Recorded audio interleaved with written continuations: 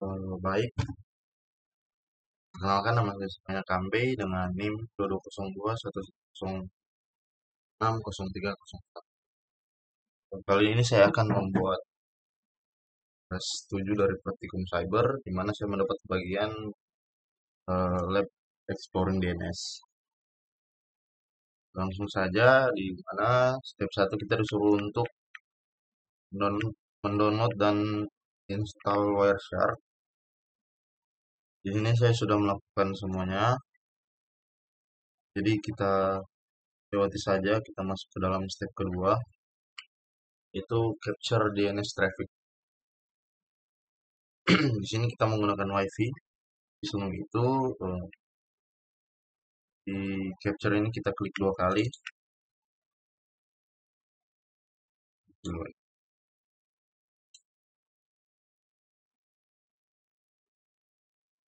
Oke. Jadi lalu kita masuk ke command prompt.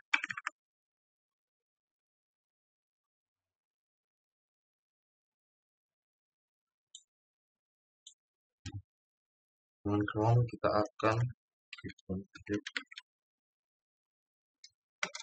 fax.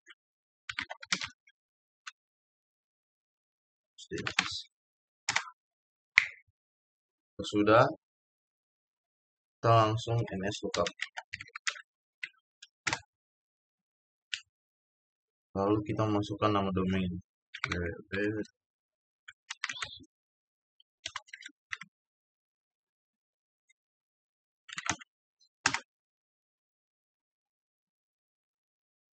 Oke, jika sudah semua, kita bisa exit saja.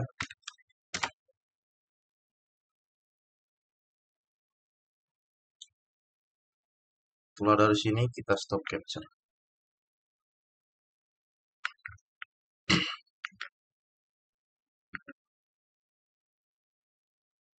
Lalu di filter box kita pilih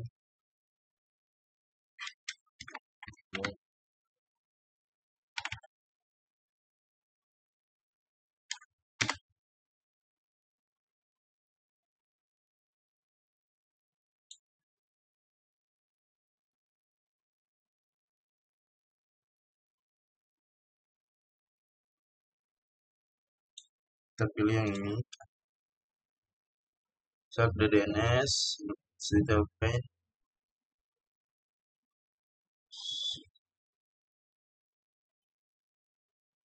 Oke.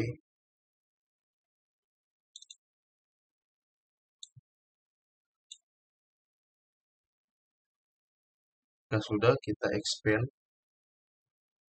Ethernet 2 detail.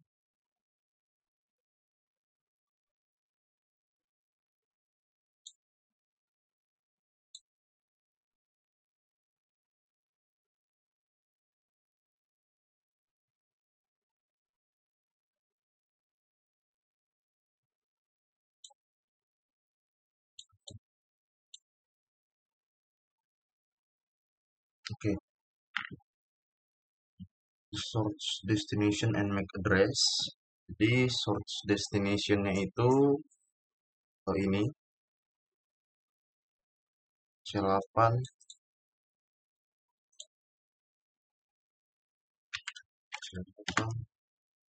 94%.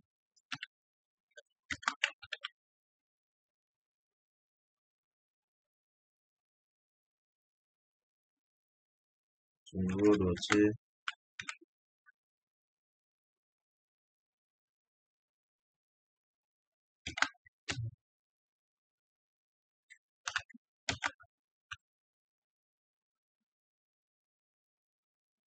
Lalu destination-nya dari alat MAC itu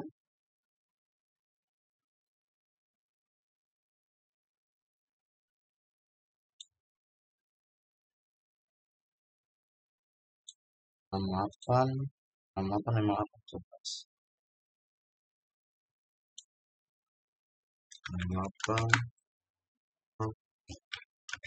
11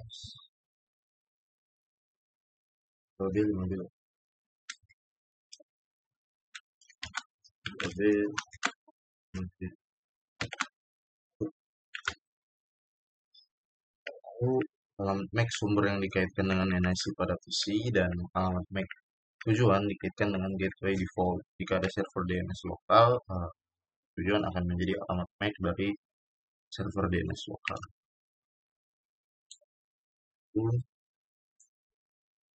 Lanjut, what the search and destination IP address.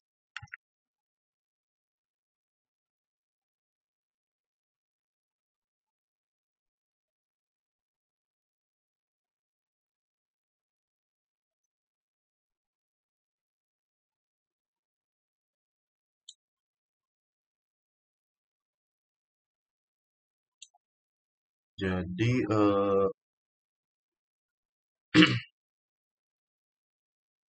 search dari IP address-nya yaitu 192.168.1.2 dan destinasinya itu 192.168.1.2.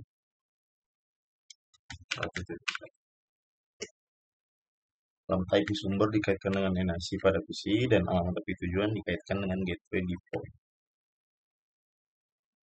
Expand the user datagram protocol. Sini atau source destination port. Search portnya itu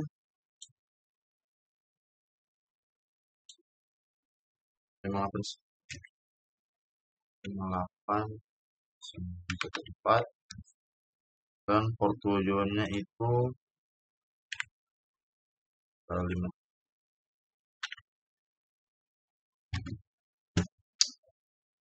Lalu next saya suruh untuk Kemenkom lagi.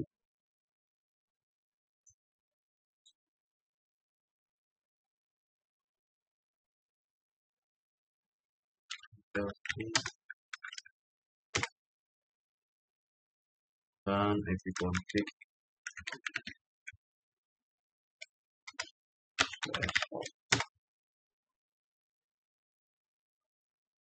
Mac.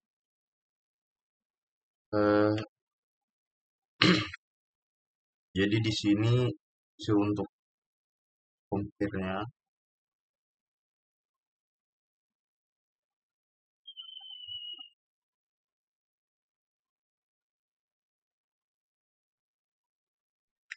hasil alamat IP dan MAC pada Wireshark ini sama dengan hasil yang ada di ipconfig. Kita bisa lihat di sini. Ini oke. Expand domain system. Oke, ini dia domain sistemnya. Sudah sesuai. Lalu kita lanjut di select the corresponding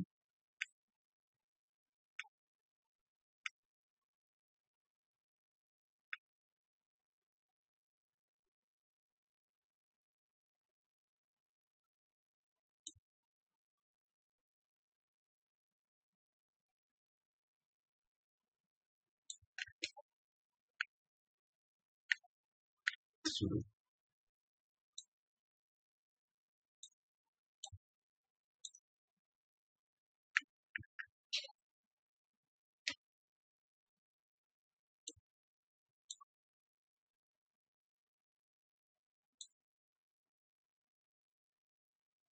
Oke, sama saya. What are the source and destination MAC address and port number? How do they compare? Jadi alamat MAC sumbernya dan tujuannya itu sama. Kita bisa ambil di sini.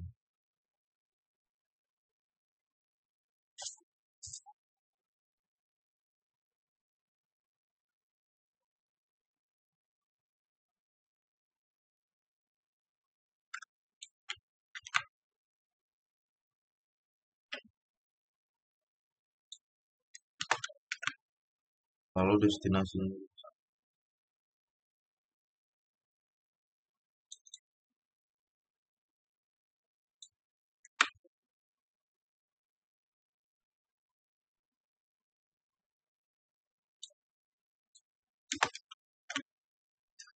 Untuk alamat IP sumber dan IP tujuannya,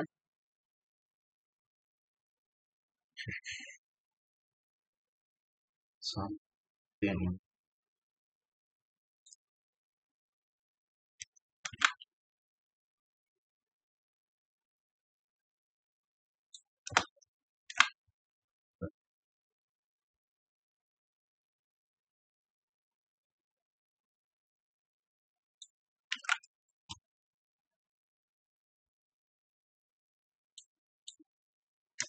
Okay. How do they compare to the address in the DNS query package? IP sumber, alamat MAC, dan nomor port dalam paket query ini jadi alamat tujuan, IP tujuan, alamat MAC, dan nomor port dalam paket query ini menjadi alamat sumber.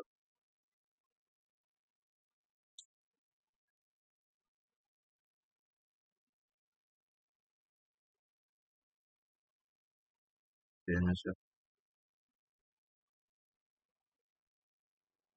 Observe this name and records and answer detail how do the result compare to NS lookup.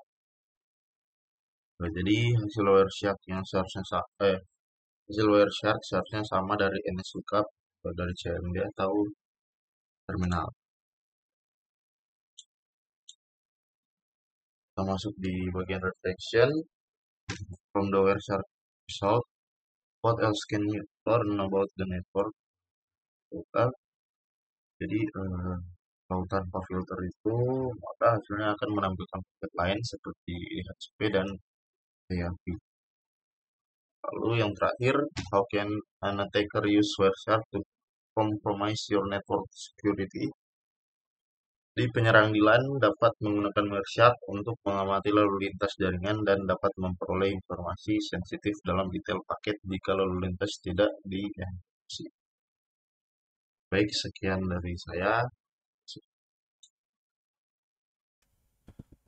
Oke, perkenalkan nama saya Ceskiel Rengkung dengan NIM 2202 11060134. Seperti saya akan mengerjakan tugas ke-7 dari mata kuliah praktikum keamanan cyber. Saya akan mengerjakan yang attacking MySQL database. Jadi objektifnya apa itu di lab ini kita akan menggunakan PCAP, yaitu file untuk di Wireshark untuk dari serangan sebelumnya yang menyerang SQL database. Langsung saja di pertama untuk membuka Wireshark. Kalau kita untuk buka filenya, dia ada di home analyst lab support.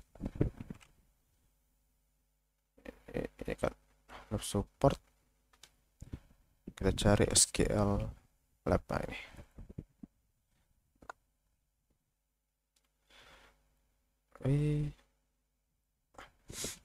Jadi di dalam file itu dia mengcapture selama 8 menit ya, sampai 41 detik ini. Itu durasi dari SQL injection attack. What the two IP address set attack. Jadi apa yang IP address itu ini 10.02.15 sama 10.04.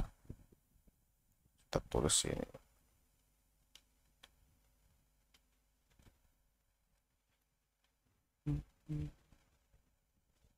Sepuluh nol dua lima belas dan 10.02.4. Lanjut step 2 untuk view SQL injection attack. Kita untuk lihat di line 13. Kemudian HTTP stream. Nah, ini itulah kenapa dipilih, karena ini ya get HTTP request. Eh, oh, jadi dia di merah itu adalah source-nya, kemudian di biru ini adalah request, get request to host. Kita cari satu. Nah,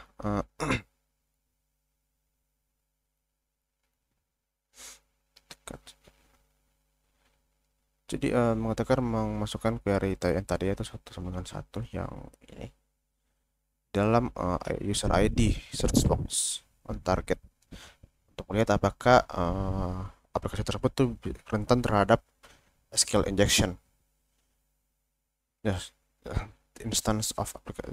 Jadi apa instant aplikasi respon login failure, maksudnya malahan aplikasi tersebut malah merespon dari database-nya.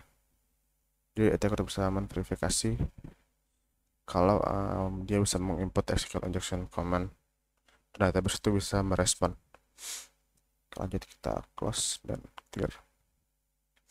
Ini tentu dibuka di line 9 dan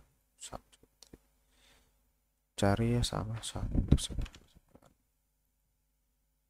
Oke. Oke, di baris sini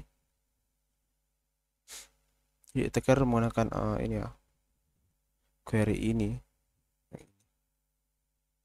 Ini dia ke dalam user ID search box. Jadi kayak sama teman tadi, itu dia kayak ya dari aplikasi tersebut malah merespon dengan masuk following apa ya, information gitu. Oke, ini muncul namanya first name admin Gordon Brown, ya muncul nama dan username-nya. Database name is diva and database user is diva because multiple user can be specific. Ini ya.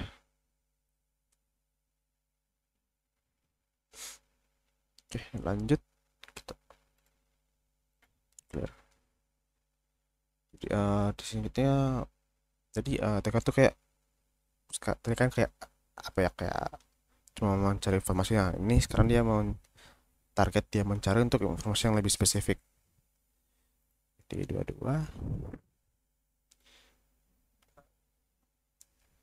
sama lagi ya, cari satu sama dengan satu.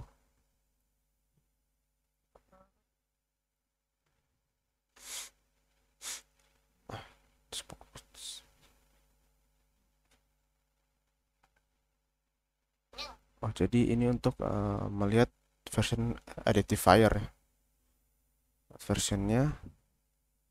Jadi notice how version identifier at the end of output track before printf. Berarti ini ya, kayaknya ini ya, bisa terletak. Jangan ditanya apa versi.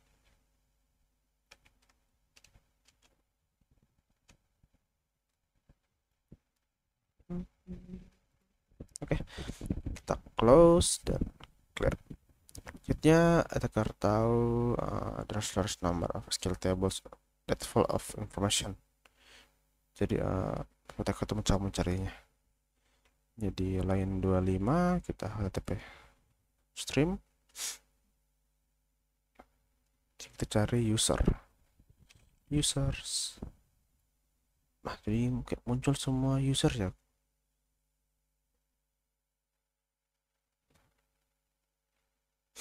Attacker from itu users via all table database for the ini attacker specific null but ini specific. Di apa komen tersebut kayaknya untuk mencari itu ya, melihat user gitu, table user kan ada kan ya, where table name user.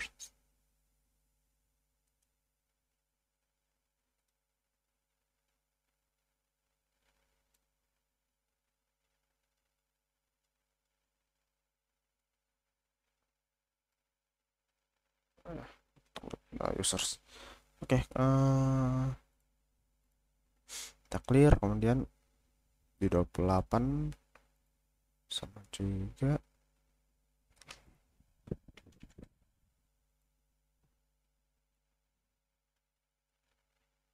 Oke, di sini sudah minta password from user ya. Password from user. Jadi sudah kayak muncul username dan dengan passwordnya.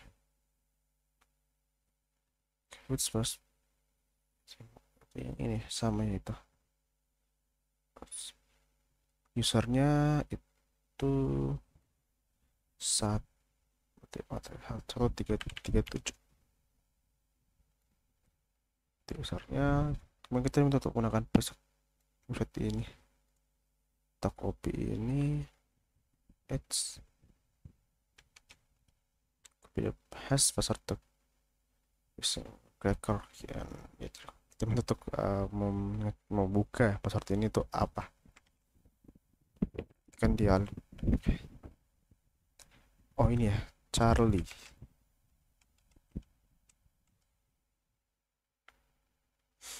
Put explain text password Charlie. Oke, close, clear. Oke, reflection. Apa ya risiko dari menggunakan platform yang menggunakan SQL language ya? Risikonya tadi ya, kita bisa dapat kena SQL injection. Itu lihat langkah-langkahnya itu ya lumayan gampang ya untuk dilakukan. Members di internet prefer SQL injection attacks. Kita lihat dua metode ya, atau steps bisa gunakan untuk mencegah SQL injection attack.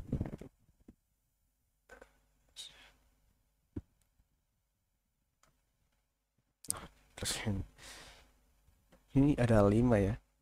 Pertama, filter database input. Kemudian yang kedua, restrict database code. Restrict database code. Ada ya beberapa langkah lainnya, ada banyak ini. Database access, maintenance application database, monitoring application database input, dan lain-lain lah. Oke, sekian untuk lab ini.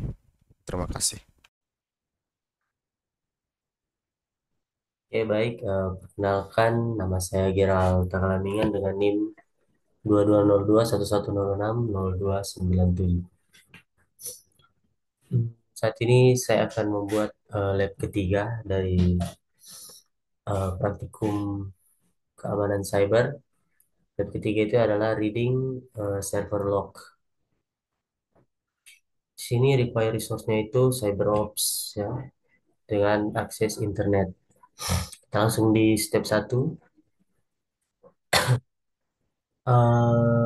Open terminal ya. Oke, kita buka terminal.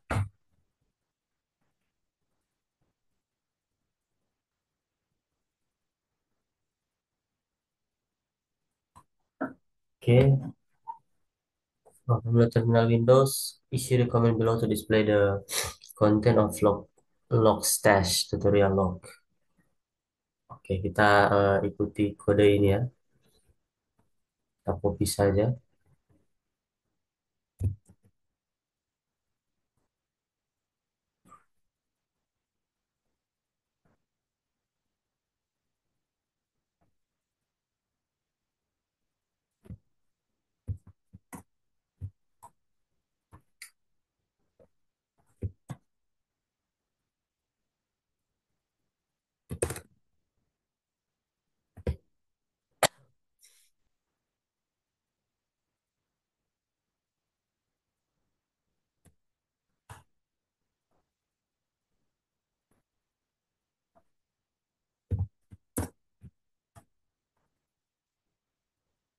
Kita copy.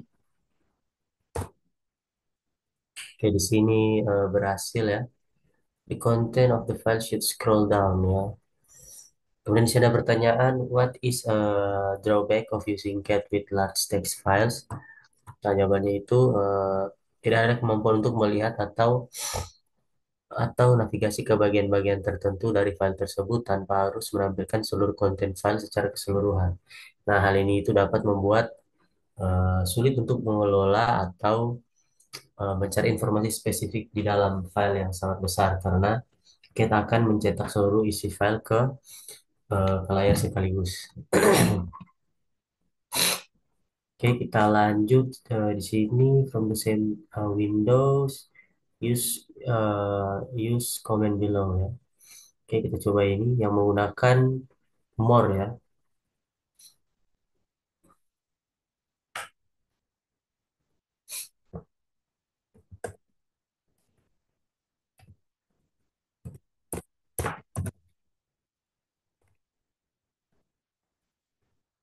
Oke, berhasil. The content of the file should scroll through the windows and stop when page is displayed. Oke. Jadi kita bisa klik enter sampai ke 100% ya.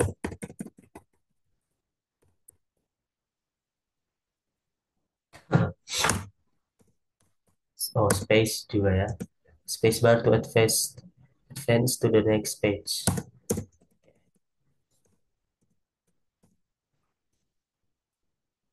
Dan pertanyaan, what is the drawback of using more? Jawabannya itu pengguna hanya dapat melakukan navigasi ke depan file ya, namun tidak bisa kembali ke halaman sebelumnya.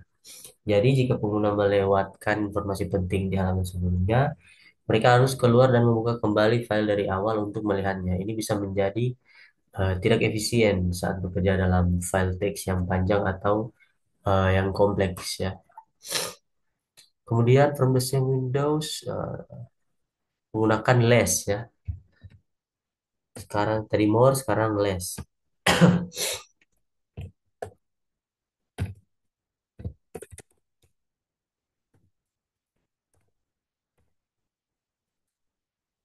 Oke, oke berhasil ya. The content is true, press enter, display next. Nah, ini bisa menggunakan arrow ya. Nah, untuk keluar itu di sini use key untuk keluar ya. Coba kita klik. Oke,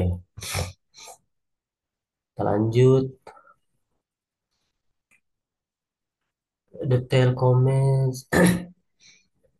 Oh, sekarang menggunakan comment tail ya.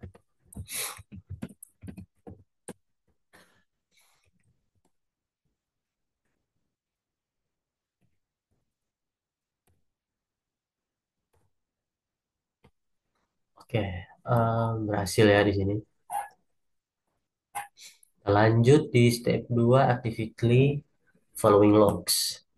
Use tell min f to actively monitor the content of the var logs is log ya. Ini menggunakan, oke kita copy saja ya.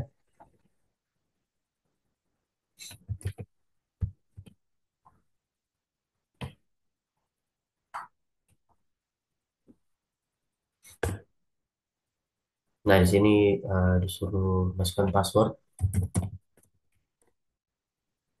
Oke, berhasil ya di sini. Sini ada pertanyaan, what is the difference in the output of tail and tail min f ya. Nah, jadi kalau tail itu hanya menampilkan 10 baris terakhir dari sebuah file pada saat perintah dijalankan lalu berhenti. Nah, kalau tail min f ini itu juga menampilkan 10 baris terakhir, tapi terus memantau file secara real time dan akan menampilkan baris baru secara otomatis setiap kali ada penambahan data ke file tersebut. Nah, ini sangat berguna untuk memantau log yang sedang aktif ditulis oleh sistem atau aplikasi.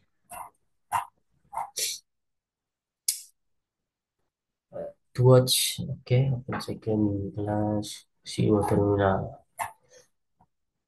Oke, kita buka terminal satu lagi ya.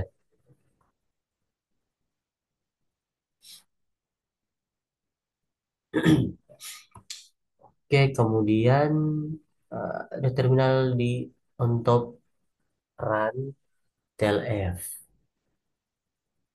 Bottom, oke.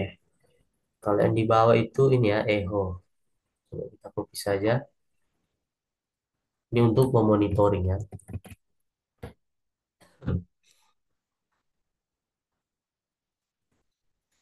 Oke, kemudian yang em, ini itu run TLF.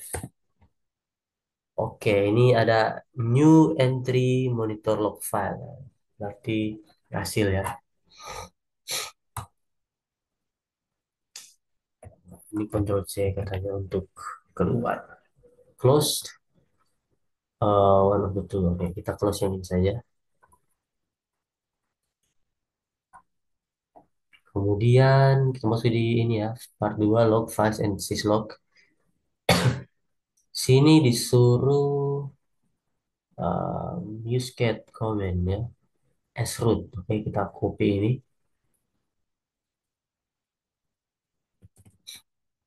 Kita coba.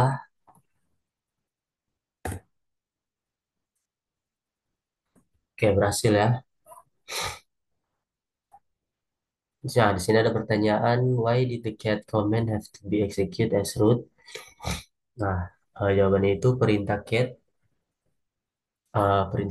itu harus dijalankan sebagai root karena file dari uh, varlog syslog.1 itu adalah file log system yang bersifat sensitif dan hanya dapat diakses oleh pengguna dengan hak istimewa atau privilege yang tinggi ya. Notice that the varlog only store the most recent to keep the small operating system renaming.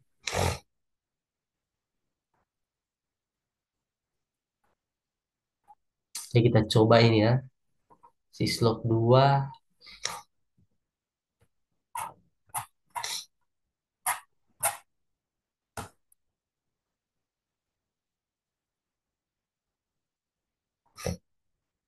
kita coba Syslog 2.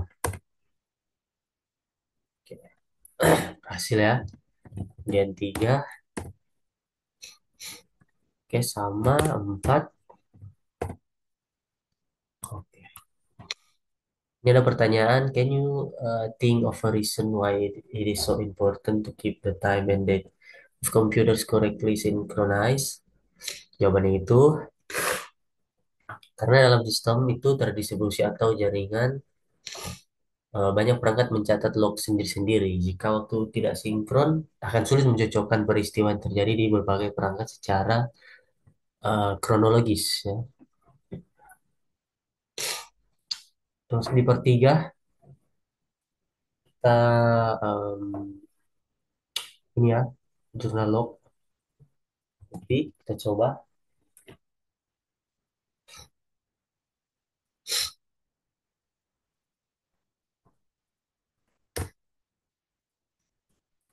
Oke, ini ada line sampai 23 ya.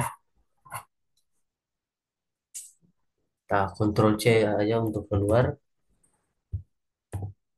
Oke.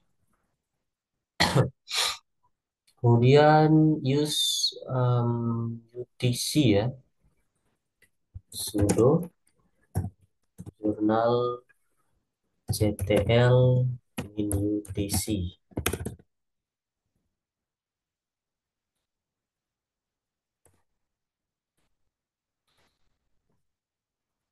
Ya, di sini berhasil ya.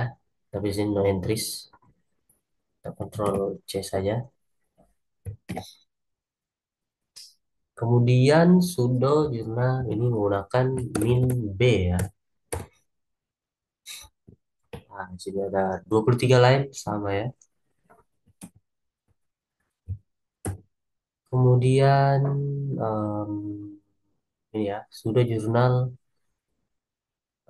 the service and time frame from entries. Comment below show news. Oke, kita copy ya, kita coba.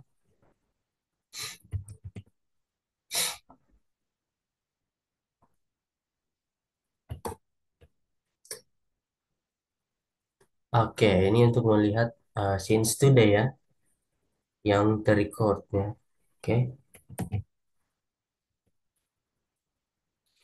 Kemudian ini menggunakan K. K switch to display only message generated by kernel. Oke, oke ya, itu berhasil. Kemudian menggunakan F, similar to telmin F, switch actively follow logs. Oke, kita coba. F. Oke, berhasil ya di sini.